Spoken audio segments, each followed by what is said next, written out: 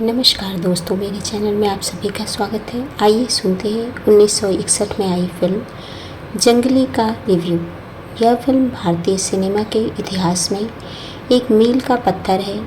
सुबोध मुखर्जी जी द्वारा निर्देशित और निर्मित यह फिल्म न सिर्फ एक ब्लॉकबस्टर रोमांटिक कॉमेडी थी, बल्कि इसने शम्मी कपूर जी को याहू स्टार के रूप में स्थापित किया और सायरा बानो जी के शानदार कैरियर की शुरुआत भी की।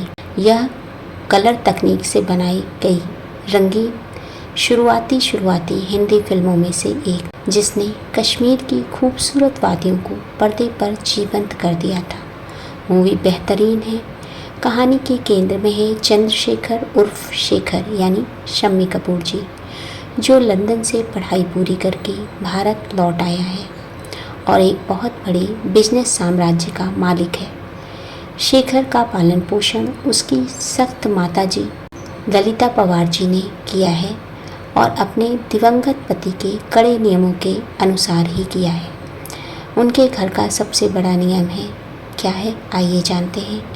हंसना, मुस्कुराना या किसी भी तरह का मजाक करना सख्त मना है।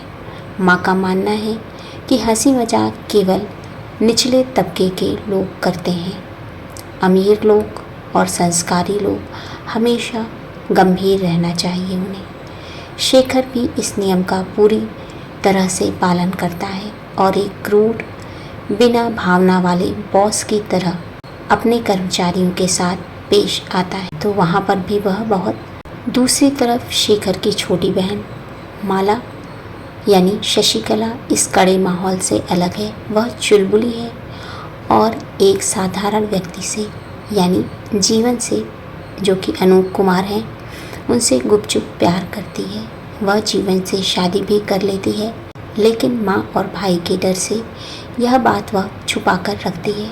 इधर ऑफिस के काम से शम्मी कपूर को कश्मीर जाना होता है। इधर माँ को जब पता चलता है कि माला किसी आम लड़के के चक्कर में है, तो वह शेखर को आदेश देती है कि वह माला को कुछ समय के लिए शहर से दूर कश्मीर ले जाए ताकि वह उस लड़के को भूल सके। तो जाना एक हफ्ते बाद होता है, लेकिन इस बात की वजह से शेखर अगले दिन का ही टिकट बनवा लेता है और दोनों कश्मीर चले जाते हैं। तो शेखर को वहाँ पर अपने व्यापारिक काम भी निपटाने थे।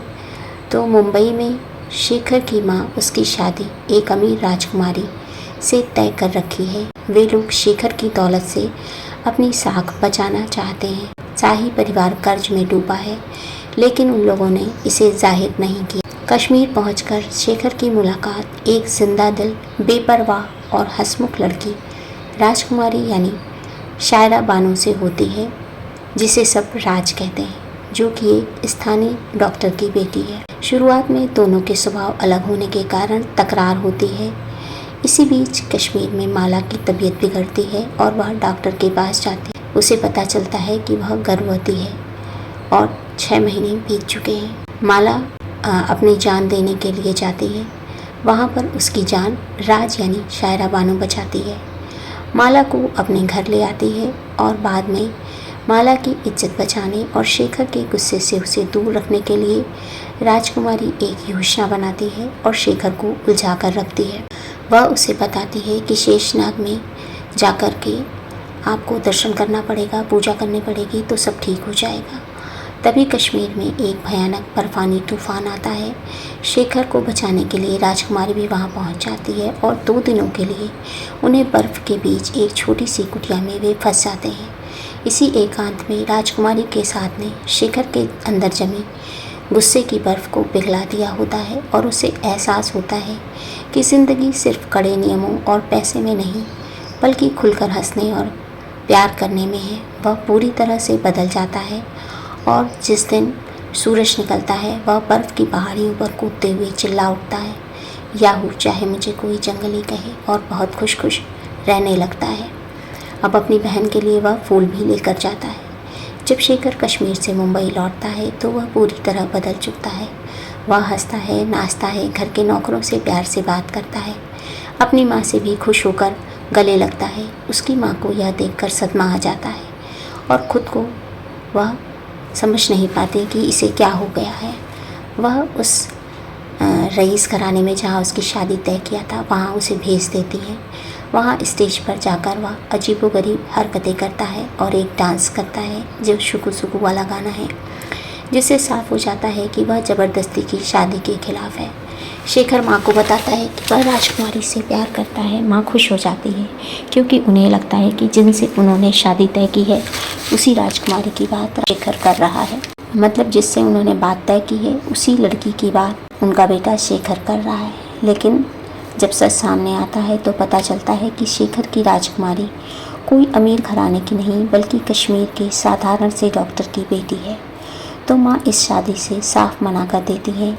इसी बीच माला के बच्चे की सच्चाई अभी किसी को पता नहीं है, वह भी यहीं पर आ जाते हैं उसके पिताजी लेकर, राजकुमारी के पिता उसे लेकर। अब इधर जो नकली राजकुमारी और उसका परिवार है जो कि पैसे के लिए शेखर से शादी करना चाहती है, वे लोग जो है उन पर हमला कर देते हैं और उन्हें धोखा देने के लिए और उन्हें परेशान भी करते हैं। तो शेखर और उस लालची राजकुमारी के भाई में लड़ाई भी होती है।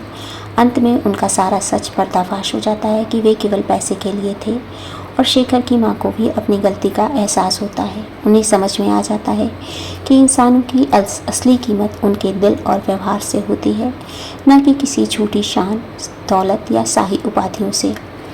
अनूप कुमार भी आ जाते हैं और उनकी बेटी माला भी। वो सच्चाई स्वीकार करते हैं और बता देते हैं कि हमने विवाह कर लिया और ये हमारा ही बेटा है। और माताजी शेखर और राजकुमारी के सच्चे प्यार को भी मंजूरी दे देती हैं और अनूप और माला की भी। तो पूरी फिल्म एक बेहद खुशनुमा पारिवारिक मिलाप के साथ समाप्त होती है। अभिनय की बात करें तो शम्मी कपूर जी का यह प्रदर्शन उनके कैरियर का सर्वश्रेष्ठ माना जाता है। एक कड़क और गंभीर इंसान पूरी तरह से बेपरवाह जंगली बन जाने का उनका ट्रांसफॉर्मेशन लाजवाब था। शायरा बानो ने अपनी पहली ही फिल्म में अपनी खूबसूरती और चुलबुले अंदाज से दर्शकों का दिल जीत लिया है। ललिता पवार जी ने हमेशा की तरह एक सख्त माँ के किरदार को बखूबी जिया है। संगीत की बात करें तो फिल्म में संगीत दिया है शंकर जयकिशन जी ने, वह बेहतरीन है और इस फिल्म की असली जान है। मोहम्मद रफ़ी साहब की आवाज़ में चाहे कोई मुझे जंगली कहे या हो, एहसान तेरा होगा मुझ पर, अये या करूँ मैं क्या, सुकू सुकू जैसे गाने आज भी उतने ही लोकप्रिय हैं। और एक और गीत है नैन तुम्हारे मज़ेदार ओ जनाबे आली, हमको तुमसे है प्यार ओ जनाबे आली। और एक और गीत है जज्जा मेरे बचपन कहीं जा के छुप ना दा। एक और गीत है कश्मीर की कली हूँ मैं, मुझसे ना रूठो बाबूजी। एक और गीत दिन सारा गुजारा तेरे अंगना, अब जाने दे मुझे मोरे सजना जैसे गीत बेहतरीन है और कहानी को आगे बढ़ाने में सहायता करते हैं। रेटिंग की बात करें तो फिल्म को मिलते हैं 5 में से 4.5 स्टार। एक बेहतरीन क्लासिक फिल्म जो आज भी दर्शकों का भरपूर मनोरंजन करती है। अब बारी है जानने की पुरस्कार के बारे में।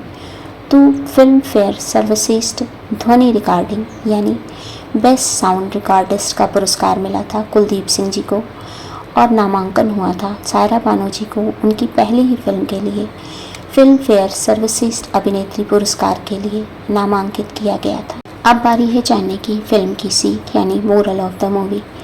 जीवन में अनुशासन जरूरी है, लेकिन अगर उसमें अपनों के लिए प्यार, हंसी और भावनाएं न हो तो वह जीवन एक पिंजरे जैसा बन जाता है।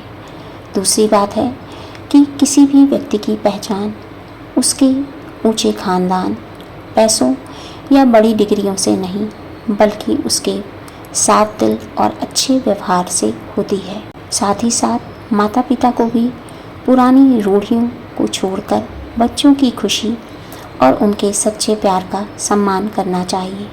मूवी का रिव्यू अगर पसंद आया है तो चैनल को लाइक, शेयर और सब्सक्राइब ज़रूर करें। साथ ही इसे पूरा सुनने के लिए आप सभी का बहुत बहुत धन्यवाद।